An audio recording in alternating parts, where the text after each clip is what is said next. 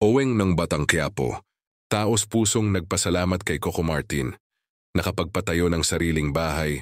Isa sa mga paboritong karakter sa primetime serye na FPJ's Batang Quiapo ay si Oweng na ginagampanan ni Renz Banya. Sa kabila ng kanyang pamamaalam sa show dahil sa payo ng doktor na magpahinga, ibinahagi naman niya ang isa sa pinakamalaking biyayang dumating sa kanyang buhay. Ayon kay Oweng, nakapagpatayo na siya ng sariling bahay, isang pangarap na matagal na niyang minimite para sa kanyang pamilya. Hindi rin niya nakalimutang pasalamatan ang kanilang direktor na si Coco Martin na hindi lang naging katuwang sa trabaho, kundi nagsilbi ring inspirasyon at gabay sa kanyang paglalakbay sa showbiz. Kung hindi dahil sa Batang Quiapo at sa tiwala ni Coco sa akin, baka hanggang ngayon nangangarap pa rin kami ng bahay. Kaya sobrang utang na loob ko sa kanya at sa buong team, ani Oweng.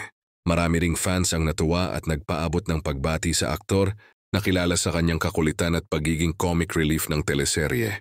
Para sa kanila karapat-dapat lamang kay Oweng ang biyayang ito dahil sa kanyang dedikasyon at kasipagan.